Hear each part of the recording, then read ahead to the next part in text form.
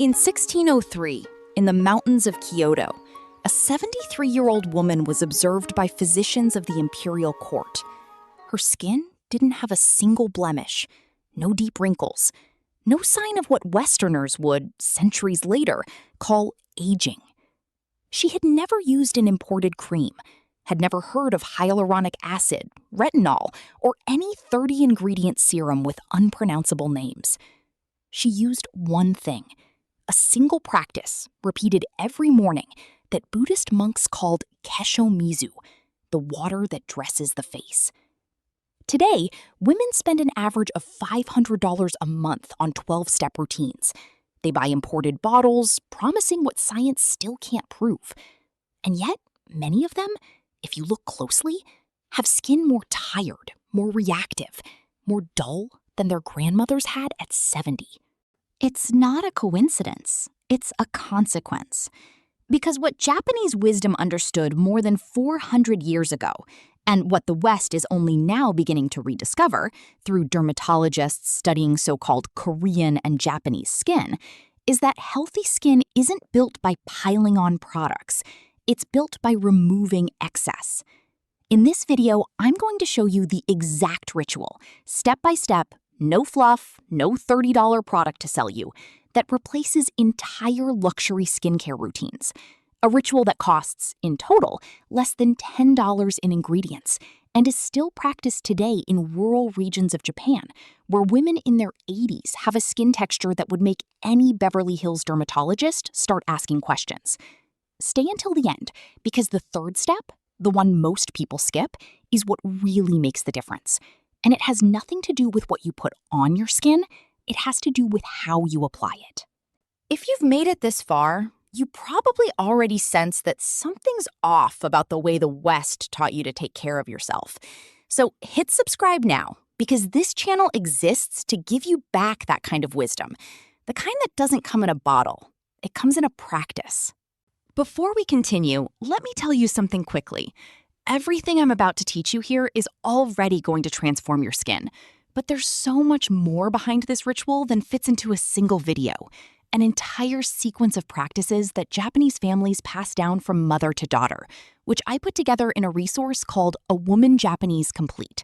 It's in the first pinned comment on this video, but only for a limited time, because I'll be swapping out what's pinned there soon for something else. If you want to go deeper than what fits into 20 minutes, it's worth taking a look before I change the link. Now, let's get into the ritual. Let me ask you something. Honestly, how many products do you have right now in your bathroom? Vitamin C serum in the morning, sunscreen, at night, retinoic acid. Before that, an exfoliating toner. Before that, a pre-serum. Then a moisturizer, then a facial oil to seal it all in. If you're like most women watching this channel, you have somewhere between 8 and 15 active products in your routine. And even so, be honest, you still feel your skin reacting. Unexplained redness, dryness in some areas, oiliness in others. A sense that no matter how much you invest, your skin never responds the way it should. There's a name for this in modern Western dermatology: skin barrier damage. It's the direct result of overloading the skin with too many actives, too much exfoliation, too many layers. It's ironic. The more you try to fix it, the more you dismantle the very structure that protects your skin. And here's what no one tells you in the ad for the $90 serum. Human skin is already born knowing how to regenerate itself. It has its own hydration system called the hydrolipidic mantle. The problem isn't a lack of products, it's too much interference. In Japan, that idea was never lost. While the West, starting in the 1990s, built an entire skincare industry on the logic of more is better, more expensive is more effective, Japan held on to, especially in rural regions, far from Tokyo's consumerism, a completely different philosophy, inherited directly from Buddhist and Shinto traditions. That philosophy has a name: Hikizan no Bi, the beauty of subtraction. And that's exactly what this ritual is built on. The first step is called Kome no togi-jiru, literally translated, the cloudy water from washing rice. Yes, the water left over when you rinse rice before cooking. That white, milky looking water that most people, in the West and even in parts of modern Japan, simply pour down the drain. In rural Japanese provinces, especially regions like Yamagata and Niigata, known for producing some of the country's highest quality rice, that water was never discarded. It was and still is kept in ceramic pots and used as the first step of facial cleansing. Why? Because when you rinse rice, the outer layer of the grain, rich in a compound called inositol, along with B vitamins, ferulic acid, and small amounts of natural ceramides, partially dissolves into the water. The result is a slightly white liquid with properties that Western cosmetic science only started seriously studying in the last 2 decades. Ferulic acid, for example, is sold today in serums costing up to $80 as an advanced antioxidant. It exists in natural, bioavailable concentration in rice water. The process is simple, and I want you to pay attention because this is the opposite of complicated. You take half a cup of rice, preferably brown or partially milled because the outer layer is where the highest concentration of active compounds is found, and rinse it in filtered water, gently stirring with your hand. Not the first rinse, which carries more surface impurities from the grain. It's the second rinse that you keep. You strain that water through a thin cloth or fine mesh strainer and store it in the fridge in a sealed glass jar. Refrigerated, it lasts 3 to 4 days. Every morning, before any other product, you dampen your hands with that water and apply it to your face, with light movements, moving upward. And this matters, following the natural direction of facial lymphatic drainage, which flows from the center outward and upward toward the ears. Let it sit for 2 minutes. Don't rinse it off right away. Let the skin absorb it. On its own, this replaces what's now sold separately as a soothing toner, an antioxidant serum, and a brightening pre-treatment. 3 products, 1 ingredient. Cost? Essentially nothing, since it's a byproduct of something you probably already cook at home. Now, the second element, and this is what really sets this ritual apart from anything you've tried before. It's called Nuka. Nuka is rice bran, the outer husk removed when brown rice is polished into white rice. In Japan, this bran was never treated as waste. It was, historically, the central ingredient of one of the oldest documented exfoliation methods in Japanese culture, the Nuka-bukuro, or bran bag. Kyoto geishas, whose reputation for flawless skin has lasted for centuries, used this method daily. They'd put dried rice bran inside a small cotton or fine gauze bag, dampen that little bag in warm water, and gently rub it over the face in circular motions. What's scientifically happening here is remarkable. Rice bran contains natural oils, mainly what's called rice germ oil, with a lipid profile very close to human sebum. That means unlike aggressive chemical exfoliants that often break down the skin barrier, Nuka exfoliates by gently removing dead cells mechanically, while simultaneously replenishing lipids the skin recognizes as its own. It's exfoliation and hydration in the same motion, not sequential, simultaneous. How to make it? You need pure rice bran, easily found today in natural product stores, Asian grocery stores, or even online, at a price that rarely exceeds $2 or $3 for a bag that lasts months. You put 2 tablespoons inside a piece of gauze or fine cotton cloth, tie it like a little bundle, and dampen it in warm water. Never hot, because excess heat degrades the natural oils in the bran. Rub the bag over your face in very light circular motions for about 60 seconds, 2 to 3 times a week. Not every day. That would be excess. And remember, the philosophy here is subtraction, not accumulation. Then rinse with warm water.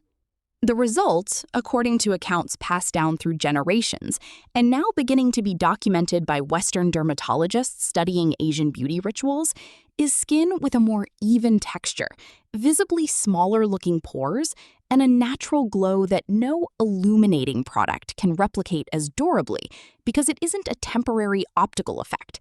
It's the result of skin that's genuinely more balanced.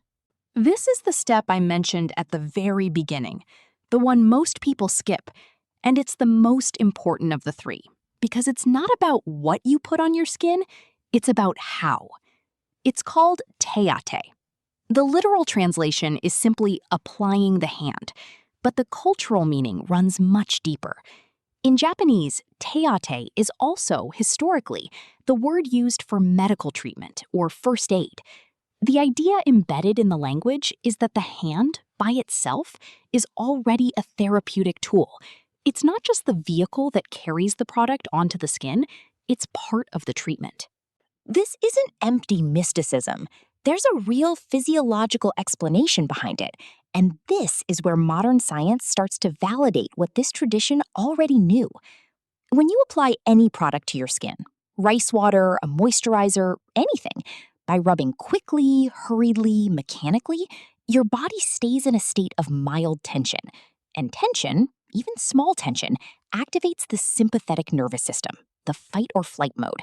That releases cortisol, and chronically elevated cortisol is one of the factors most directly linked to collagen breakdown, increased skin inflammation, and accelerated aging.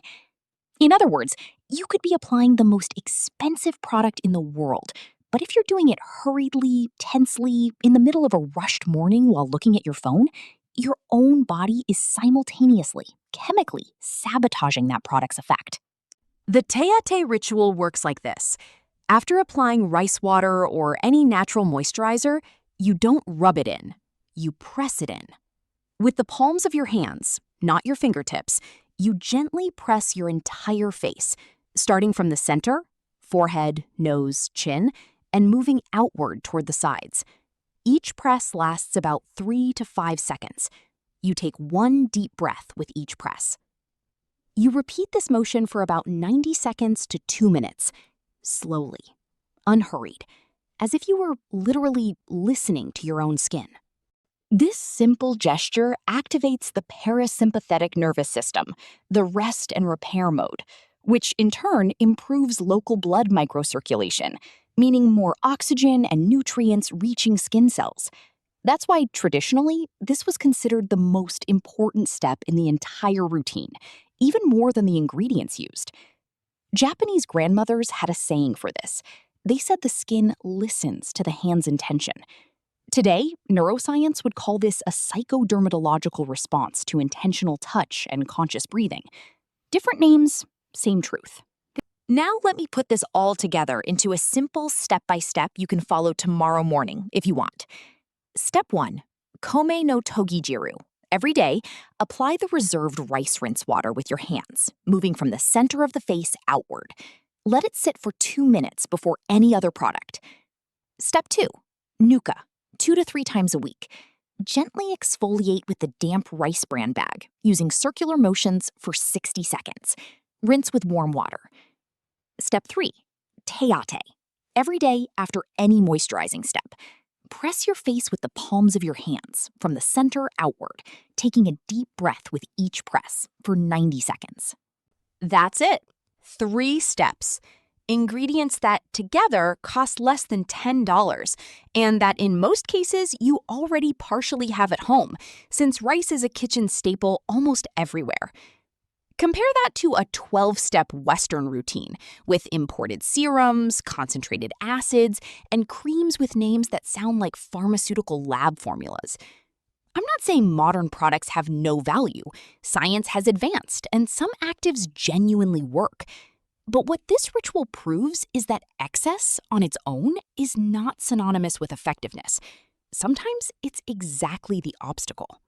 I think it's important to tell you one last thing before wrapping up.